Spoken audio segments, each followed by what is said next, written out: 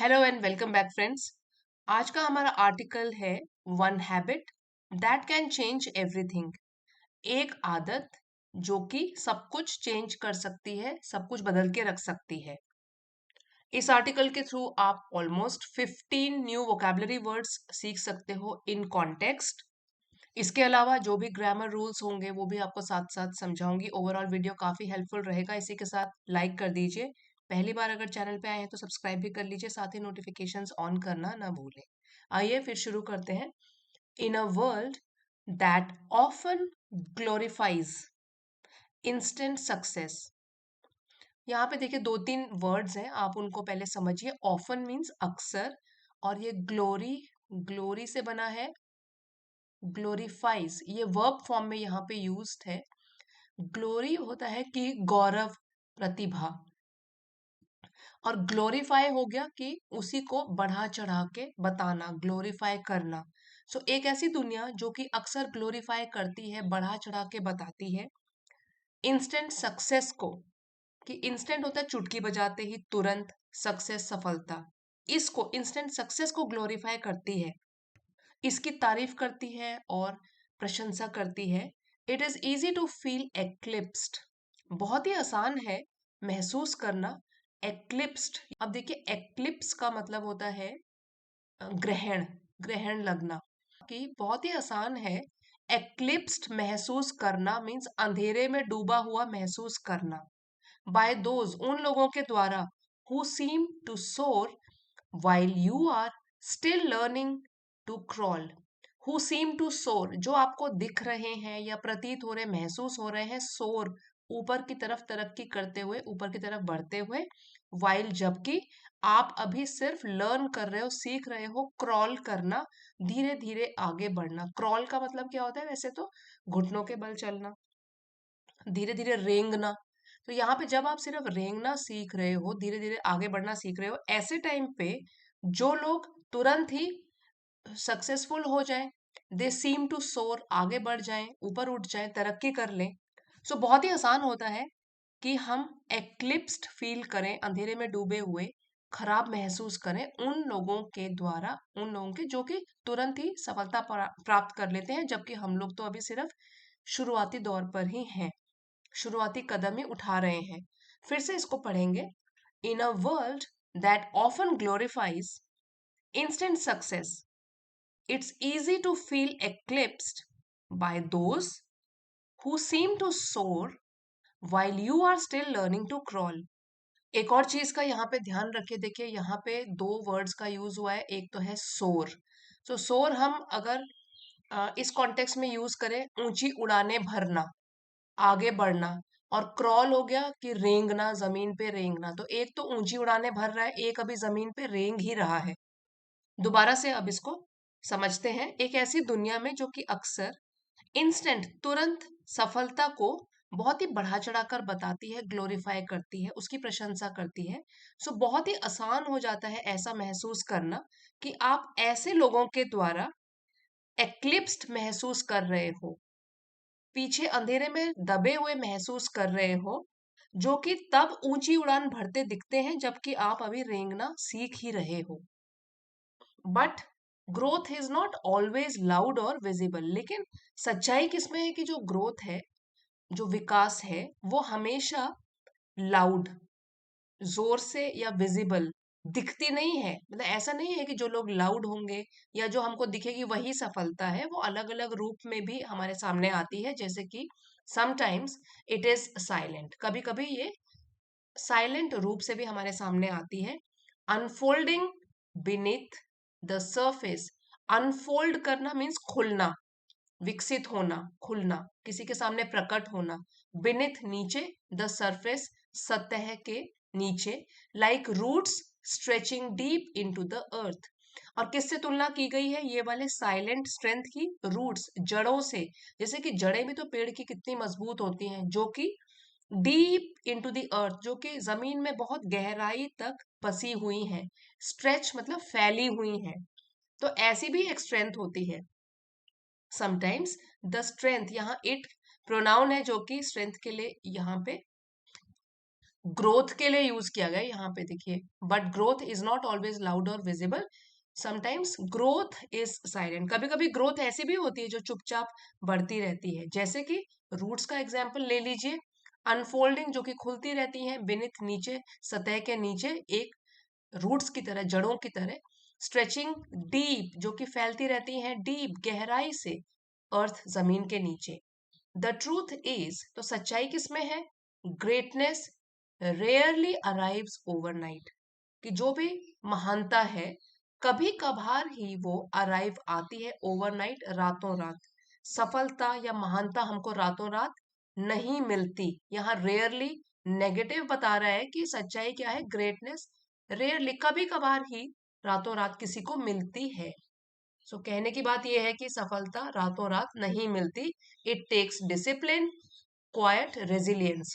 तो उसको किस चीज की जरूरत होती है? ग्रेटनेस को या सक्सेस को अनुशासन की जरूरत होती है, डिसिप्लिन की, क्वाइट, रेजिलियंस, चुपचाप रेजिलियंट बने रहना, डिफिकल्ट वक्त में उबरने की क्षमता। सो अगर डिफिकल्ट वक्त चल रहा है तो तुरंत उससे उबरने की जो क्षमता होती है उसको रेजिलियंस कहते हैं।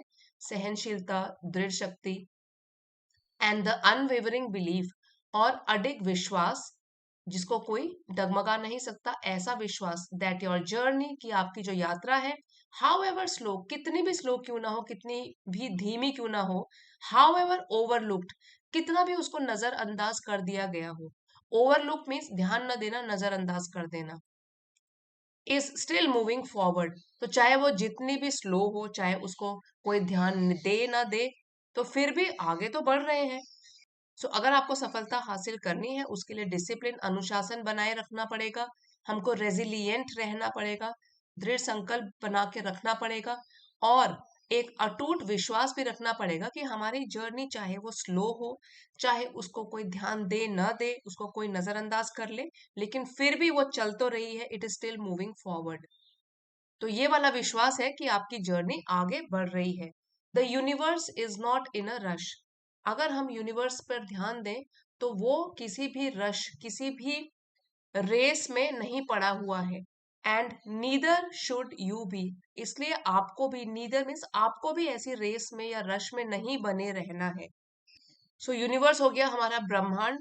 सो अगर नेचर या यूनिवर्स की बात ले लें, वो भी कोई जल्दबाजी में नहीं है, रश में नहीं है। इनर रश मतलब जल्दबाजी में नहीं है। जो उनके टाइम पे चीजें होती हैं वो समय लेती ही हैं। मौसम समय के अनुसार बदलता है, समय के साथ ही सूरज उगता है, ढलता है। सो यूनिवर्स को अगर हम देखें, वो इंसानों की तरह जल्दबाजी में नहीं है, और न ही आपको होना चाहिए। नीदर शुड यू बी, आपको भी किसी जल्दबाजी में नहीं होना चाहिए, क्योंकि रिजल्ट्स जो है वो समय भी लेते हैं और हार्डवर्क भी मांगते हैं। अब आगे बढ़ते हैं।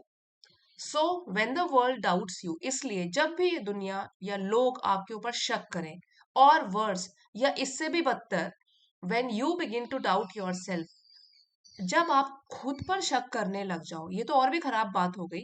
तो एक तो ये है कि जब, इसलिए जब दुनिया आपके ऊपर शक करे, लोगों को आपकी काबिलियत पर भरोसा ना हो, या इससे भी बदतर सिचुएशन आ जाए कि जब आपको खुद पर, अपनी काबिलियत पर शक होने लग जाए, when you begin to doubt yourself, remember, याद रखिए, दिस, इस चीज को, ये कोलन डॉट्स है, किस चीज को याद रखना है, पेशेंस इज नॉट पैसिविटी, कि अगर आप पेशेंस बना के रखते हैं, पेशेंस का मतलब होता है धैर्य, कोई डिफिकल्ट सिचुएशन में काम कंपोज्ड रहते हो, शांत रहते हो, तो धैर्य जो है उसका मतलब ये नहीं है कि आप पैसिव हो।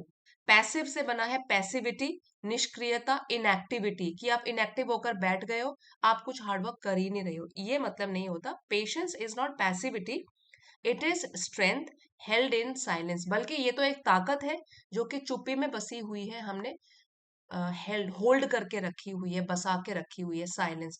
चुपचाप हम हार्ड वर्क कर रहे हैं। एवरी सेटबैक, सेटबैक का मतलब होता है कोई भी रुकावट, असफलता। सो हर एक setback is not a sign of failure, वो भी एक असफलता का चिन्ह नहीं है, निशान नहीं है, but a rehearsal for your breakthrough, वो तो एक तरीके की रिहर्सल है, अभ्यास है, तैयारी है। स्पेलिंग देख लीजिए यहाँ पे, री है तो स्पेलिंग हियर, बट हम इसको बोलते हैं रिहर्सल। रिहर्सल मतलब कि कोई प्रैक्टिस करना, अभ्यास या तैयारी करना। तो किस चीज की तैयारी? आपके ब्रेक थ्रू के लिए। ब्रेक थ्रू एक नाउन है जिसका मतलब होता है कोई इंपॉर्टेंट डिस्कवरी और इंपॉर्टेंट डेवलपमेंट। कोई भी महत्वपूर्ण खोज या महत्वपूर्ण विकास जो आप करने वाले हो, आप चुपचाप रहकर और अपना हार्ड वर्क करके, स्ट्रेंथ रख के, रेजिलियंट रह के, ये ब्रेक थ्रू के लिए आपका रिहर्सल है। सो अगर सेटबैक्स आ भी रहे हैं आपकी लाइफ में, that means you are learning from your mistakes, you are learning from all the setbacks. एक तरीके की रिहर्सल मिल रही है आपको, क्योंकि आगे आप कुछ और अच्छा इम्पोर्टेंट करने जा रहे हो। Keep sharpening your skills. Sharpen से बना है, वर्ब फॉर्म है ये शार्पनिंग, तो इसलिए आप सुधार लाते जाओ, शार्पन करते जाओ, तेज करते जाओ अपने कौशल को। रिफाइनिंग योर विजन, और जो भी आपका दृष्टिकोण है उसको और भी निखारो और उसको अच्छा बनाओ। एंड बिल्डिंग योर फाउंडेशन, अपनी नींव है, जो आधार है, बेस है, उसको भी और स्ट्रॉन्ग बनाओ। So keep sharpening your skills, keep refining your vision, keep building your foundation. इसलिए आप अपने स्किल सुधारते रहो और अपने दृष्टिकोण को, अपने नजरिए को भी रिफाइन करते रहो, निखारते जाओ, बेहतर बनाते जाओ, अपनी फाउंडेशन को भी स्ट्रॉन्ग बनाते जाओ। Because when your time arrives, क्योंकि जब आपका समय आएगा, एंड इट विल, जो कि आएगा ही, you want just be ready, तो उस समय पर आप केवल रेडी नहीं होगे, तैयार नहीं होगे, यू विल बी अनस्टॉपेबल। तो आप तो इतना तैयार होगे कि तब आपको कोई रोक ही नहीं सकता। Then you will be unstoppable. Unstoppable means जिसे रोका ही ना जा सके, जो कि अजेय हो। तो आप इतने रेडी होंगे क्योंकि आपने अपनी फाउंडेशन इतनी स्ट्रांग कर ली है, आपने अपनी स्किल्स इतनी सुधार ली है, आपने अपना विजन इतना बढ़ा दिया है, that you will be unstoppable. आपको कोई सक्सेसफुल बनने से रोक ही नहीं सकता, आप अनस्टॉपेबल बन जाओगे। सो यही स्ट्रेंथ आपको अपने कैरेक्टर में डेवलप करनी है, ताकि आपका भी समय आए, और जब आपका समय आए, you also become unstoppable. You are not only ready but you are unstoppable. So friends, अगर आपको दोबारा से ये पढ़ना है पूरा डिटेल में और एनोटेटेड लेसन चाहिए, तो इसको चैनल की एलिट मेंबरशिप से आप ले सकते हो। चैनल की एलिट मेंबरशिप जो कि लेवल 2 की मेंबरशिप है, उसको ज्वाइन कर सकते हो। वहां पे रोज पीडीएफ्स पोस्ट किए जाते हैं। चैनल को अगर सपोर्ट करना चाहते हो, तो चैनल सपोर्टर्स लेवल 1 की मेंबरशिप आप ज्वाइन कर सकते हो, और आप अपना सपोर्ट इस चैनल के लिए शो कर सकते हो। अभी जाइएगा नहीं, एक बार वोकेबलरी रिवाइज कर लेते हैं। ग्लोरीफाई, ग्लोरी से बना है। ग्लोरीफाई मतलब प्रेज और honour something in an exaggerated way. Exaggerated means बढ़ा चढ़ाकर, किसी चीज की प्रशंसा करना बहुत ही बढ़ा चढ़ाकर, तो उसको कहते हैं ग्लोरीफाई। एक्लिप्स, एक्लिप्स का मतलब होता है ग्रहण, टू ओवरशैडो और मेक समथिंग सीम लेस इंपॉर्टेंट। अगर कोई किसी चीज को एक्लिप्स कर ले, मीन्स वो ज्यादा ताकतवर है हम लोगों से, ठीक है। तो ओवरशैडो मतलब पीछे छोड़ देना, दबा देना, ओवरशैडो कर लेना। क्रॉल, धीरे धीरे चलना या रेंगना। To often move slowly with difficulty, ये भी वर्ब है। अनफोल्ड, अनफोल्ड है धीरे धीरे प्रकट होना, और हमारे सामने कोई चीज खुलना, अनफोल्ड होना, डेवलप ग्रेजुअली। डिसिप्लिन होता है अनुशासन। Resilience, ability to recover quickly from difficulties, difficulties से उबरने की क्षमता, और वो भी जल्द उबरने की क्षमता, उसको बोलते हैं रेजिलियंस, नाउन है ये। अनवेवरिंग एडजेक्टिव है।